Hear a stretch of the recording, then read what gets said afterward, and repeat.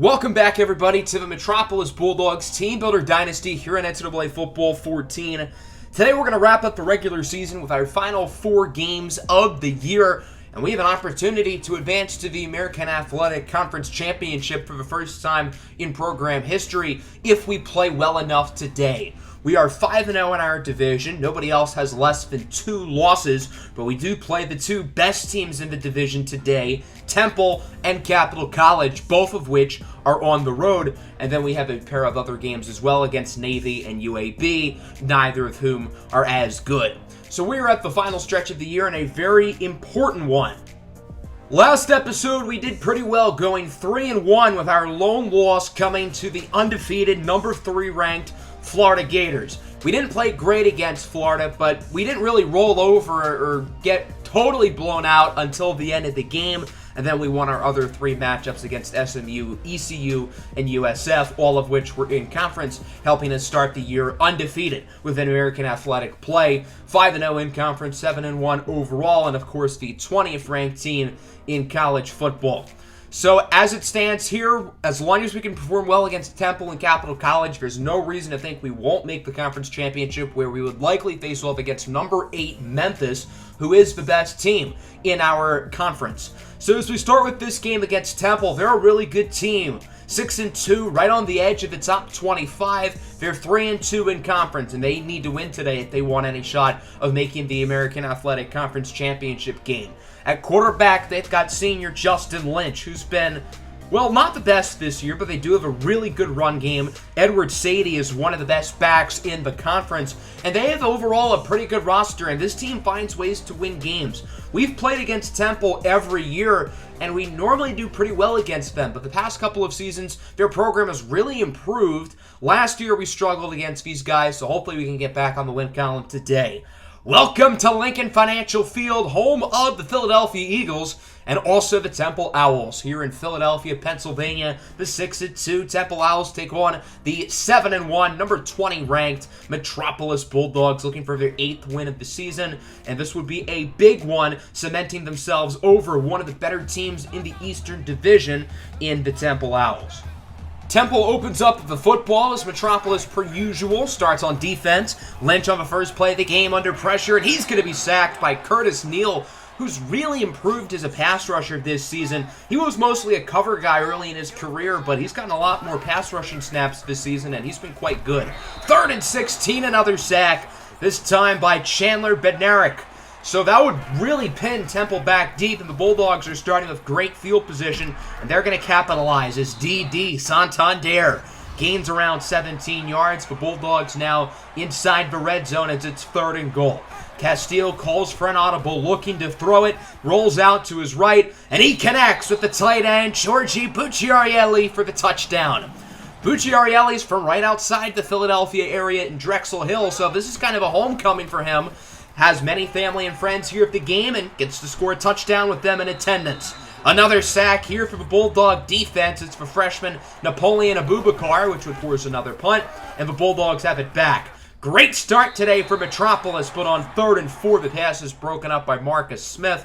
45-yard field goal attempt here for Marquez Glover. It's no chip shot, and that kick is wide to the left.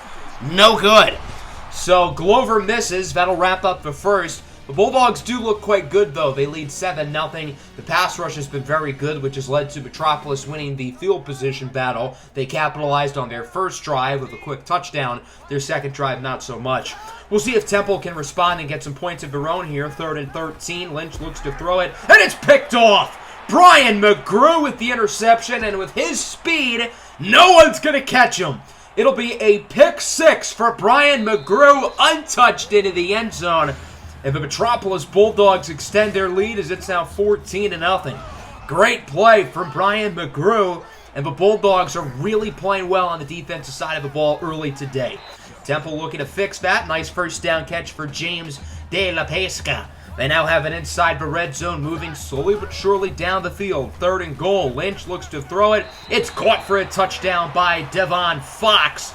But there is a flag. However, it's not going to matter. It's an offsides penalty against the Bulldogs on Chandler Bednarik.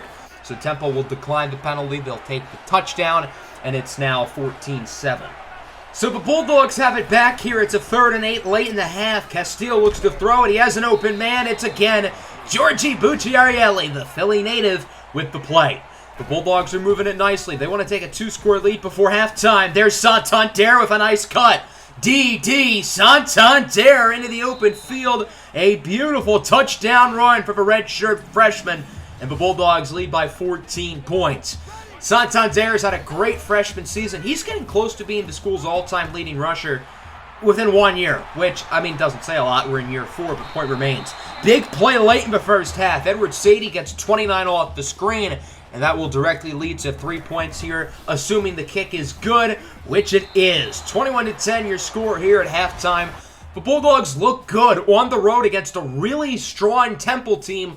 Hopefully Metropolis can keep this up in the second half, and if they do, they will have a clear way to the conference championship game, and that's a good start. Nice play by C.L. Frost, who's out of bounds, spinning for a gain of 16 yards. 2nd and 4 now for Metropolis, past midfield. Here's Castillo looking to throw it under pressure. It goes short for the slot receiver, Kemi Mbembenigba. He gets a nice gain of 13, but Manuel Castillo would get hurt on the play. He would suffer a mild concussion. Thankfully, it's not serious, but he will be out for the game. So Ibrahim Yoder is now in at quarterback. We could see some Victor Johans there as well, as Yoder's pass is intercepted right around the goal line. So Temple forces a big turnover. It's long with the interception. Temple's got a long way to go now, but I think it's worth it. Getting the interception, keeping the Bulldogs off the board. Temple has some momentum now that Metropolis is without their best player and starting quarterback, as Lynch launches a dime on 3rd down for Frank Pierre. Another 3rd down here for the Owls. Lynch connects with Devon Fox, who gets away from traffic somehow, some way. Devon Fox off to the races for his 2nd touchdown of the game. And the Temple Owls are back in it. They bring the deficit within 4, as it's now 21-17. Victor Johans is now in at quarterback for the first time since season 1. We're hoping he can get back to old form, as D.D. Santander is short of the first down marker there on 3rd and 6. Now into the 4th quarter, Temple has the momentum. The Bulldogs have their punter at quarterback, and the Owls offense is doing better, but they're not going to score on this drive as Lynch throws it into the turf. He was under a ton of pressure. So now, nearing the red zone, the Bulldogs have a great opportunity to do some damage. 3rd and 4, Johans has time to throw it, and he is going to be sacked for a loss of 13 yards. Just like season 1 all over again. Demerick Morris with the sack that'll bring on the punt team. So after getting sacked the previous play, Victor Johans is going to pin Temple deep inside the 5-yard line. This one is down at the 4. Great kick by Johans, but now it's up to the defense to get a stop and finish this game once and for all. Lynch on 1st down connects with James De La Pesca for a nice gain of 23 yards. The Owls already with it at around midfield. They're moving the ball pretty nicely so far. Slowly but surely they get close to the end zone. 1st and goal. Lynch under pressure. He is sacked on the play for a loss of 2. A huge stop from Napoleon Abubakar, his 2nd sack of the game. Now there's under a minute to go. 3rd and goal here for the Owls. Can they punch it in? Lynch has a wide open man. It's Frank Pierre for the touchdown. And the Temple Owls will take the lead 24-21. Give me a better duo than the Bulldogs and allowing conversions on 3rd down. Their defense is so good on 1st and 2nd down, but it's like they forget how to play after that. Good start to the drive here for D.D. Santander, out of bounds to quickly stop the clock. 2nd and 12 now, time still ticking. Victor Johans scrambles to the right, takes a shot deep, and it's intercepted. Miller picks it off, and this game is over. The Temple Owls take this one home 24-21 with a game-clinching interception from Bo Miller. This is a game we had won, but then Manuel Castillo gets hurt, and literally everything changes. I mean, this team is a night and day difference without their star quarterback. It's not even like Castillo played all that well today, but he's just so much better than the backups we have on the roster. Both Yoder and Johans really struggled out there throwing the ball. We ran it phenomenally. D.D. Santander ran wild, but unfortunately Castillo for 2.5 quarters, and Santander couldn't carry us to victory. The pass rush was good. The defense was good for 3 quarters. They kind of blew it there at the end. Justin Lynch was really impressive. Fox was great. De La Pesca was great. Pierre was great. And Temple's defense was clutch when they needed to with timely turnovers, which helped them win the game, even if they really weren't the better team throughout most of it until Manuel Castillo got hurt. That'll bring us to the second game of the day here on the road in Birmingham, Alabama, as we face off against the UAB Blazers. This will be the first of our two Simcast games today because UAB, they're not the best. 2-7 overall, 2-5 in conference, currently in 4th place in the American West Division. This should be a pretty easy game on paper for us. We kind of underperform against bad teams, and we always find ways to win close against teams like this. So hopefully we can, blow them out of the water earlier rather than later. We did not move down far in the poll. We only dropped 2 spots. We're now the 22nd ranked team in the nation, 2 spots ahead of Temple, who just beat us, which is kind of surprising that they are below us, but I'll take it. Tulane also happens to be above us, even though we beat them, but that's neither here nor there. As it stands now, we're still in first place in our division, and we're only a game ahead of Capital College and Temple now has the head-to-head tiebreaker since they just beat us. As we look at this UAB team, they're not great. Their quarterback has like sub-60 speed, and he has a 38% completion percentage. He's not good. This team as a whole really is not good. We should beat these guys, and we should beat them by a lot, and there's really no excuse for us not to. So we're going to hop into this game hoping that we can beat these guys and beat them pretty bad.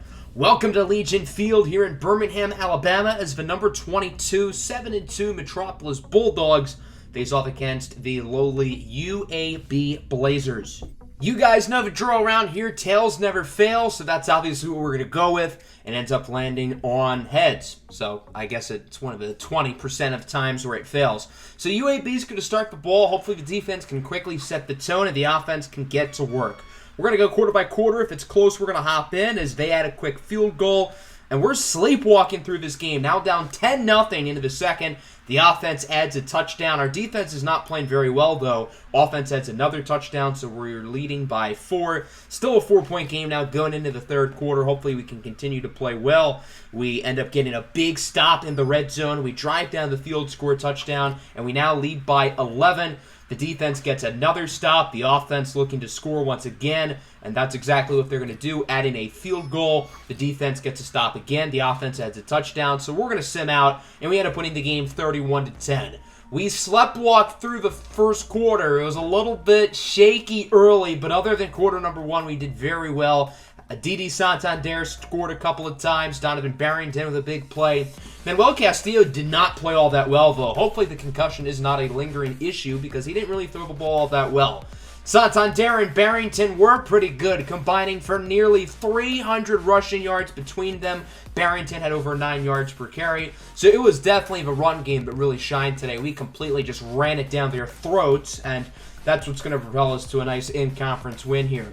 The defense obviously started off slow, but played better as it went on. UAB struggled to throw the ball. Their run game was suspect at best as well, and their defense was good for a quarter or so until they could not stop the run at all. So overall, a good win. Even though we started slow, we still win by 21 points. Now simming the week into the big game against our arch rivals, the Capital College Flyers.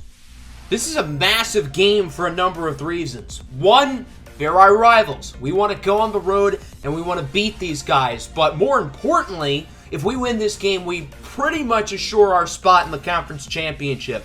We're 6-1 in conference with Capital College and Temple right behind us. So if we lose, we will have 2 in-conference losses with both Capital College and Temple. But both of those teams will have beaten us, meaning that they would have the head-to-head tiebreaker, meaning that we really have no shot at the conference championship. Both of us are ranked. We're coming in at number 20. They come in at number 25. So a rivalry game between 2 top 25 teams on the road. Herb Street is picking us to win. Hopefully he's right. We've got a few teams here from the conference in the back end of the top 25. Temple now moves up to 22. Tulane just missed the cut as well. It's a very talented conference with a lot of really good teams. But as I said, we pretty much assure our spot in the conference championship with a win today. We would also have to beat Navy next week, but Navy's pretty bad. So the main focus is going to be this game right here against Capital College, who on paper is probably the best or the second best team in the conference behind Memphis, led by transfer quarterback Don Campbell, who is a Washington, D.C. guy. He comes from Gonzaga College High School. We saw him play a couple of times. I know we saw him play against DeMatha at one point. So we are familiar with his game. He's a very athletic, mobile quarterback who's a really good playmaker, not just for himself, but his teammates as well. So we've got our hands full with him and a very talented crew of supporting cast members around him.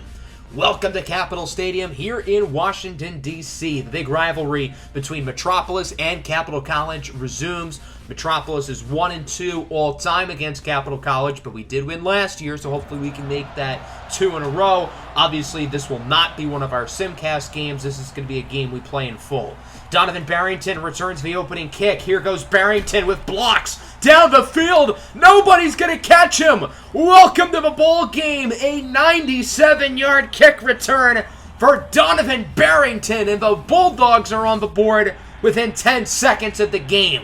We've got some in-conference news. Memphis is 11-0. Temple just beat USF, so that gives us even less breathing room if we lose this game. But that's a pretty good start with the Donovan Barrington kick return. Nice throw from Campbell. He gets it over to Mike Matfoy for a gain of 25. Campbell does throw lefty, which certainly adds another interesting element to the offense. It's the play-action fake for Wiggins. To the end zone, it's caught for a quick touchdown by Russell Ramsey. And the Capital College Flyers answer right back with a touchdown of their own.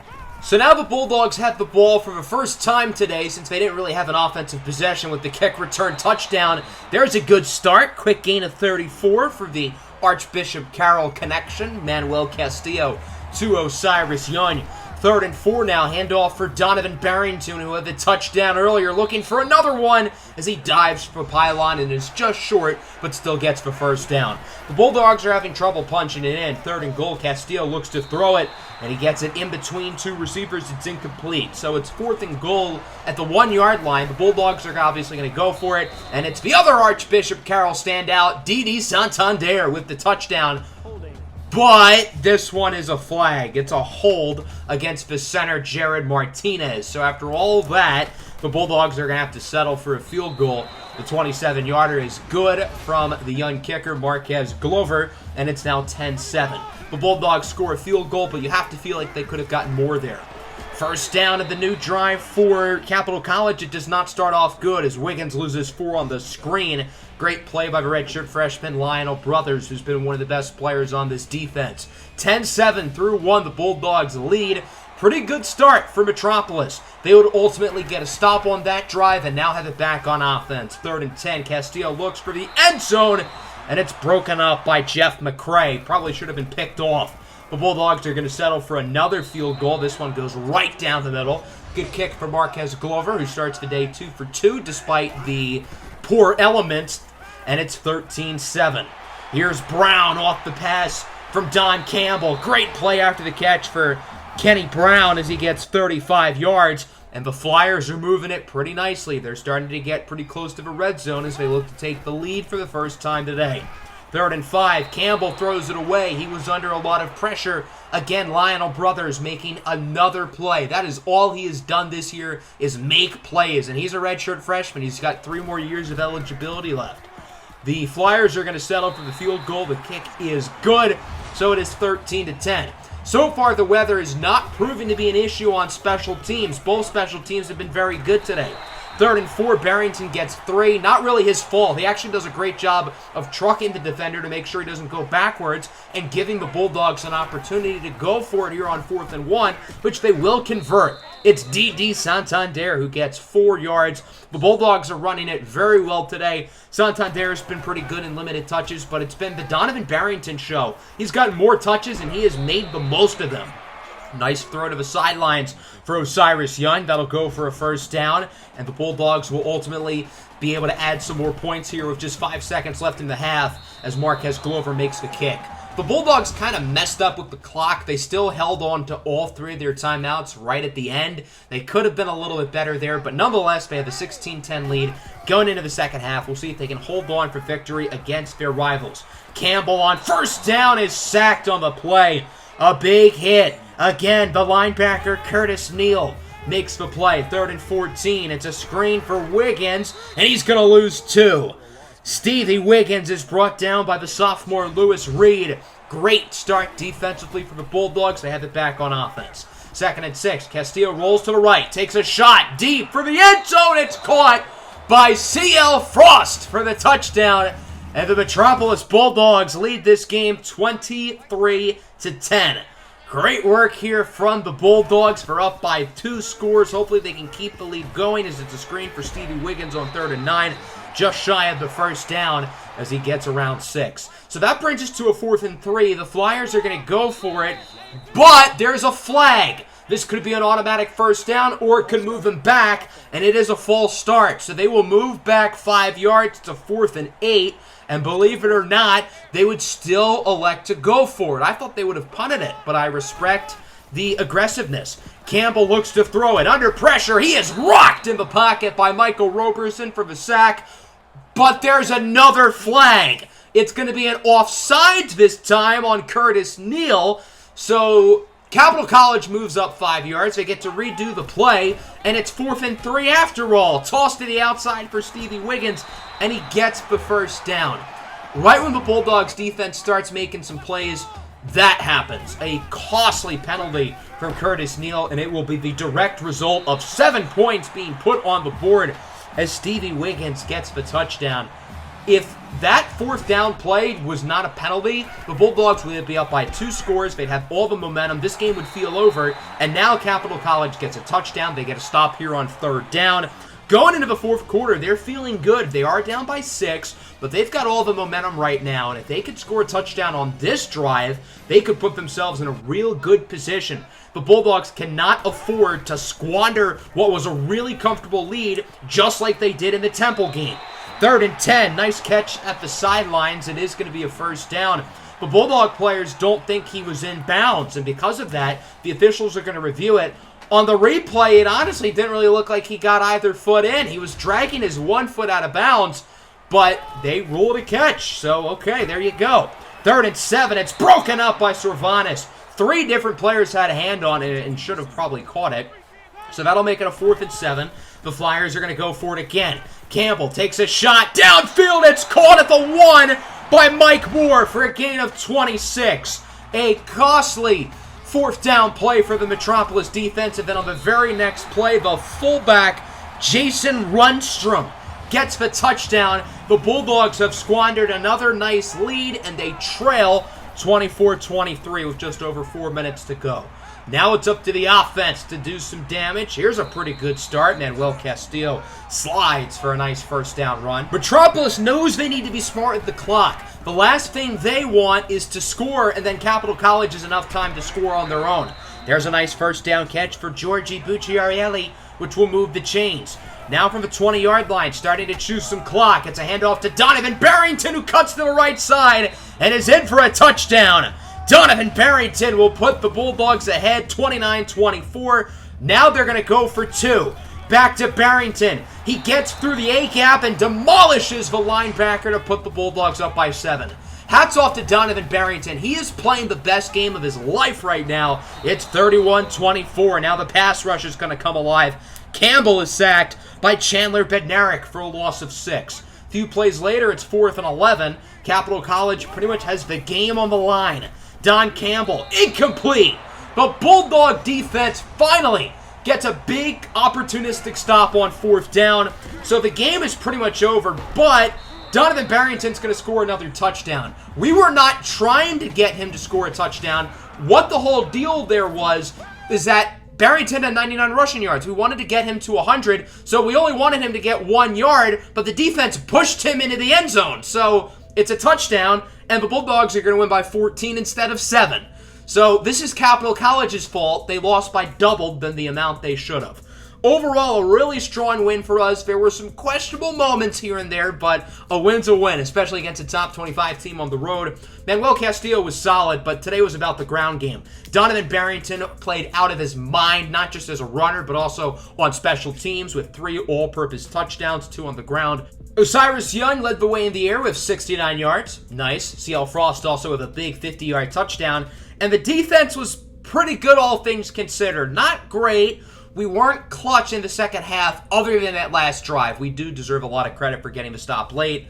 Don Campbell played pretty well. I'm impressed. And they've got him for 2 more years as their starting quarterback. He's a good player. Stevie Wiggins was also pretty solid, although he is a senior. Their main running back, Darnell King, was out with an injury. Normally they have a running back by committee. Instead, it was just Wiggins carrying the load. I thought he did a pretty good job. The offense is not the reason why Capital College lost this game. It was the defense. Again, the Bulldogs ran it down their throat. So that'll bring us to the last game of the year. We're 9-2, and we can clinch the American Conference East today with a win against Navy. With only 1 loss within the conference, we have positioned ourselves to make it to the conference championship game. So all that needs to happen is we need to win today or have Temple lose. If we lose and Temple win, then Temple will get in because they had the head-to-head tiebreaker. So we can put fate into our own hands and hopefully get the victory today against Navy, who is dead last in the division, 2-6 in conference, 2-8 overall. Hopefully we can finish strong here on Senior Day, get our 10th win of the year, and punch our ticket to the conference championship game against Memphis. So my recording file corrupted of when I showed Navy's roster and whatnot. Just know their roster isn't very good. Instead of showing that, we're going to recognize our seniors here on Senior Day, the final home game of the season. A lot of the OG freshmen from Season 1 are now seniors this year graduating. Those guys are quarterback Larry Caker, running backs Andrew Williams and John Alexander, fullback Tico Chukwumereji, wide receiver Trey Nixon, tight end Tavion Smith-Gardner, offensive tackle Connor Astronfield, defensive tackles Percy Morales and Greg Hudgens III, cornerback Dalip Bowe, and punter Victor Johans. It's honestly not that big of a group. There are some very talented players in there. Tavion Smith-Gardner, the tight end, headlines the list. But we've got a really young team and a very bright future, led by the leadership of these seniors as we kick off the Simcast here with an early touchdown in the first quarter. Again, Navy's bad. We should blow the water out of these guys, and we are doing exactly that now, 21-0. They would add a touchdown late. If this game does get close, we will hop in, but it doesn't look like it's going to get all that close. We are really playing some good football, now leading 28-7. We forced a turnover. We didn't score off of that, but we would score the following possession. It's 35-7. We're just going to sim out through the rest of the game, and Navy would add another touchdown. They did miss the extra point, but obviously it's not really going to matter as we win 35-13. The team did pretty good in the snow today, going 2-0 against Capital College and Navy. Overall, a really strong win here. We beat a bad team, and we are officially in the conference championship game. Unlike the UAB matchup, we didn't sleepwalk through the first quarter. We played well from the start, and we didn't look back. Manuel Castillo was very good, 24 of 31, 3 touchdowns. Didi Santander was a machine with 164 yards. Osiris Young and the senior, Tavion Smith-Gardner, played quite well, and the defense certainly did their job. We got 3 interceptions from Curtis Neal, Marcus Sorvanis, and Michael Roberson. As for Navy, they struggled. Dominique Anthony got picked off 3 times. Their highest-rated player, running back Graham Smith, averaged less than 1.5 yards per carry. So overall, a really good win for us today. We're 10-2. We are 8-1 in conference, and we are going to the conference championship game. During this matchup, I do want to point out that quarterback Rod Roberson, the 5-star, visited the campus this week, and ultimately, he would end up not committing, but he's very close. We have a lock on him for 95%, so chances are we're going to land him, which is very, very exciting. Hopefully after this following week here, it is a bye week here that we're going to simulate through. So we finished the regular season with a record of 10-2. The team certainly exceeded expectations. We really took a leap from last year with our first double-digit season in school history, and we don't need either postseason game to do it. We've got 2 more games left, the conference championship and the bowl game, both of which will be in the next episode as we look at the statistics here for the regular season, obviously led by quarterback Manuel Castillo and running back Didi Santander. As I briefly said earlier, Santander is a shot to break the school's all-time career rushing record, as a freshman. That currently belongs to Victor Adams, who was the starting running back in seasons 2 and 3. He averaged around 750 yards per season both times, so Santander has a chance to be pretty close to that. The defense as well is very solid as we're going to simulate the week, and we would get the big news that quarterback Ron Roberson has committed to the program. The #1 quarterback in high school football and the very first 5-star prospect to sign with Metropolis.